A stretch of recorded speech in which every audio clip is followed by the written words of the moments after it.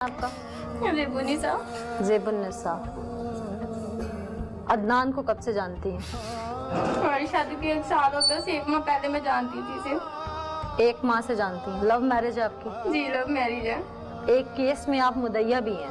किस केस में? थाना सिविल लाइन के केस में। उसने मुझे जबरदस्ती से मार पीट के मेरे साथ ये जबरदस्ती करवाया था। किसने? अदनान ने। मैंने अभी तक हार्श लैंग्वेज नहीं इस्तेमाल, मैं औरत हूँ। मैं बहुत सारी इन्वेस्टिगेशन के बाद यहाँ तक पहुँची हूँ। थाना सिविल लाइन का जो केस था उसका क्या मामला था? वो एक उमर फरूक लड़का था, मैं उसे नहीं जानती थी।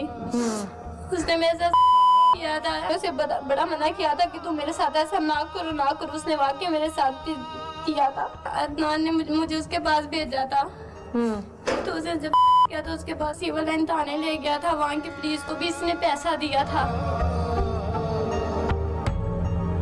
मैंने तशवीशी वहाँ के तशवीशी से कहा था, वो जो आदमी इन्होंने मेरा बाप बनाया था, मैंने तशवीशी से कहा था, वहाँ का जो तशवीशी था, क्या बच्चे था तशवीश कर। उसने कहा तुम इसकी बेटी हो। मैंने बातें बहुत उल्ट-पुल्ट कर दी कि इनको किसी बात पे शक हो जाए, ये उस पे FIR ना करवाए, क्योंकि मुझसे जबरदस्ती करवा रहे थे।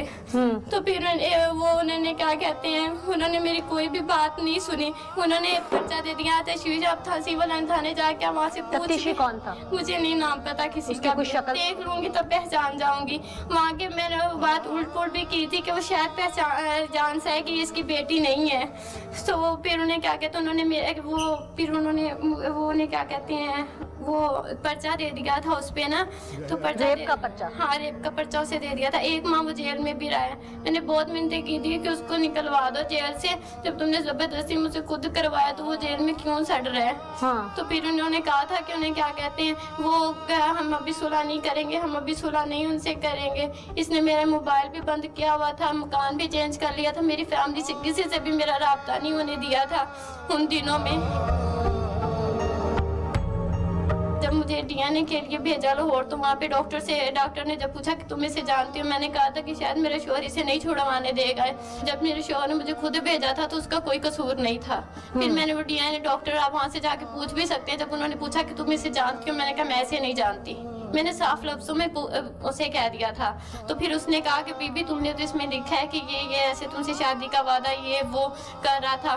फिर मैं चुप करके मैंने वो जो उसने ऊपर लिखा हुआ था कागज के, मैंने कहा जी ऐसे ही है। उसके बाद फिर इसने मुझे फोर्स किया था। किस बिहाफ पे फोर्स करता था आपको? इसने कहा था कि तुम ऐसा काम करो। मैंने कहा था मैं ऐसा नहीं कर सकती, मेरे पीछे फैमिली है, मेरी फैमिली को पता चल गया तो मुझे जान से ही मार देंगे कि हमने आज तक ऐसा ना कोई घटिया काम किया, ना ही हमें ऐसी घटिया जरूरत है।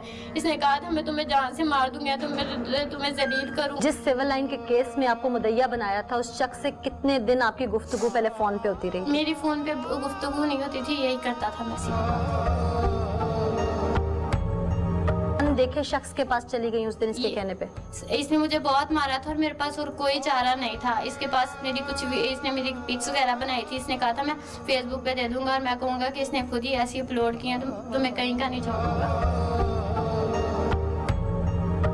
इसने मेरे साथ बहुत ज्यादतियां की। मैं तो कहती हूँ इसे जिंदगी भर भी जेल से मत छोड़ना। आप थाने में खुद क्यों नहीं चीख के बोली कि मेरे साथ ज्यादती हो रही है? वालदा तक आपकी रसाई नहीं थी, फोन बंद था आपका, पुलिस के पुलिस वाले इनके साथ है तो मैं क्या करती? जब मैंने तशवीशी को साफ लफ्जों में कह दिया था ये जो असलम मेरा बाप बना पड़ा है, इसे आप पूछे कि मैं इसकी बेटी हूँ कि नहीं। अदनान से कैसे मुलाकात हुई थी आपकी? मैंने शादी की थी ना, तो उनकी डेथ हो गई थी, पटवारी थे, उनकी पेंशन वगैरह भी नहीं। वो इधर जाती थी AC के दफ्तर में, अबूजर लीडर था। अपने ना मामा की फाइल आज से 2 साल पहले तक की बना के रखी है। इतनी ने साइन वगैरह कर दिए थे। इसने ना मामा से कहा कि आप ना मुझे अपनी बेटी का रिश्ता दो, मैं फिर पेंशन के कागज भेजूंगा। 2 साल पूरे इस बंदे उसे कैसे पता था कि बेटी है इनकी? 1-2 बार ना वो ना दरवाजे पे आया था कागज पकड़ाने के लिए, मामा से ना अंगूठे लगवाने आया था कि ना वो पेंशन, मामा घर नहीं थी। मैंने दरवाजा लॉक कर लिया था। मैंने कहा अंकल वो ना घर पे नहीं है। फिर आपकी शादी अबूजर से हुई? 1 माह गुजर गया। उसने पेंशन नहीं बना के दी मामा को। उसने कहा कि ना मैं कोई पेंशन बना के देता हूँ ना। उसने मेरी जिंदगी तबाह की। 1 माह मेरे साथ वो रहा। फिर उसने उन्हें क्या कहते हैं, फिर उसने मुझे डिवोर्स दे दी। उसने कहा तुम लोग मेरा कुछ भी नहीं बिगाड़ सकते, मेरी नौकरी है, मैं आदमियों को जानता हूँ, मैं तुम्हें नशर करूंगा। उसके पास मेरी तस्वीरें, पिक्स वगैरह थी। उसने फिर वो वापस घर आता रहा। उसने 1-2 बार मेरे साथ ताल्लुक रखा। हाँ, उसने 1-2 बार या फिर मैंने अपनी वालदा को बताया, फिर हम लोग वो मान नहीं रहा था कि मेरी बीवी है। फिर हम लोगों ने वहाँ पे इधर हासिलपुर में इसके खिलाफ भी दी थी कि ये मेरे साथ जना करता रहा, ऐसा करता रहा। फिर इसने वहाँ पे अपना निकाह नामा पिक्स वगैरह सारा कुछ वहाँ पे दिया। अदनान को गो थ्रू किसने किया था? दफ्तर 'ਚ ਬੈਠੇ ਸਾਂ ਸਾਜਿਦ ਦੇ ਦਫ਼ਤਰ ਤੇ ਨਾ, ਇਹਨਾਂ ਨੇ ਇਹੀ ਗੱਲ ਕਹੀ, ਅਸੀਂ ਸਾਨੂੰ ਨਾ ਤੂੰ ਦੇ ਲਿਖ ਕੇ ਤੂੰ ਤੇਰੀ ਪੈਨਸ਼ਨ 'ਚੋਂ ਮਿਲੇ ਹਿੱਸਾ, ਕਿ हिस्सा दे सन। ਸਾਨੂੰ ਹਿੱਸਾ ਦੇ। कौन कौन सी उत्थे बैठा उस वेले? ਇਹ ਸਾਜਿਦ ਸੀ ਤੇ ਇੱਕ ਉਹ ਜਿਹੜਾ ਸੀ साजिद साफी। ਆਹੋ, अच्छा ਇੱਕ ਇਹ ਅਜ਼ਰ ਸੀ ਜਿਹੜਾ ਨਾਲ ਸੀ ਤੇ ਮੁੰਡਾ ਅਜ਼ਰ, ਤੇ अच्छा। ਇੱਕ ਇਹ ਸੀ ਨਾਲ। अच्छा, ਇਹ ठीक है। ਤਿੰਨੇ ਹੀ ਸਨ। ठीक। बहावलपुर तहसील के असिस्टेंट कमिश्नर का क्लर्क एक बेवा खातून की पेंशन का काम करवाने यानी उसको उसका हक दिलवाने के लिए सौदा करता है उससे उसकी बेटी की इज्जत का, और उसे धमकी देता है कि मैं 50 साल शख्स और अगर मुझे तुमने अपनी 17 साल की बच्ची का रिश्ता या उसके साथ कोई भी ताल्लुक न रखने दिया, चाहे वो जायज या नाजायज, तो मैं तुम्हारा केस इतनी बुरी तरह रोल दूंगा कि तुम मजीद कई साल भी ऐसे धक्के खाती रहोगे। अफसराने वाला के कान बंद हैं, आंखें बंद हैं, या शीशे की दीवार या ताबूत में बंद हैं जो सुनना नहीं चाहते, लेकिन मैं झंझोड़ूंगी, मैं ललकारूंगी। आप मुकामी सहाफी हैं यहाँ पे। ये अबू जर असिस्टेंट कमिश्नर का एक क्लर्क होके लोगों की इज्जतों के साथ सौदेबाजी करता है। जी बिल्कुल, तकरीबन 20 साल से ये तहसील हासिलपुर में असिस्टेंट कमिश्नर के ऑफिस में तैनात है, और ये जो बेवा है ये इनके पास जाती रही है, बार बार जाती रही है, लेकिन इसने इसकी जो पेंशन की मिसल है वो अपने पास रखी हुई है। फिर इसने क्या किया कि इसे ब्लैकमेल किया। वो इनकी बच्ची के साथ नजायज तल्लुकात बनाना चाहता था, और इनके घर जाता रहा। इनका मकान था इधर रहमान टाउन में, तो वहाँ जाके सिर्फ मैंने दरअसल उन्हें जब ये घर नहीं होती थी ना इनकी वालदा, तो उस वक्त जाता था। अच्छा, प्लान करके जाता था। और इसने इनको मजबूर किया और इनके साथ इन्होंने निकाह किया, और एक माह के बाद मतलब दे दी, तलाक भी दे दी। और उसको इतनी जरूरत थी, इसकी एज तकरीबन 50 साल के करीब है। अबू जर की पहले भी ऐसे काम करता है? पहले भी, लेकिन लोगों से पैसे लेता है, रिश्वत के इसके खिलाफ केस है, काफी लोगों को ब्लैकमेल करता है। इसके खिलाफ कोई कार्रवाई नहीं होती। क्या डीसी से लेके एसी तक सब मिले हुए हैं इसके साथ? बिल्कुल सब मिले हुए हैं जी। इनके खिलाफ जब भी हम आवाज उठाते हैं तो ऊपर से हमें मतलब दबाव डाला जाता है, फोर्स किया जाता है, जो सियासतदान है जी जहाँ के। मामूली से क्लर्क के लिए कोई सियासतदान क्यों जोर डालेगा? बात समझ नहीं आई मुझे।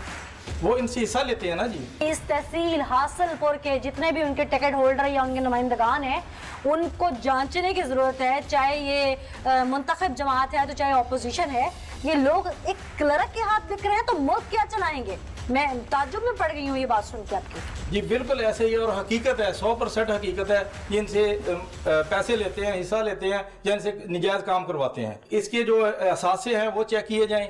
अबू जर के इसने लाहौर में अपने मतलब कोठियां ली खरीद की हुई हैं। अच्छा। हाँ जी, और वो मेरा ख्याल करोड़ों में होगी, और इसने रकबा भी बनाया हुआ है, 3 गाड़ियां इसके पास।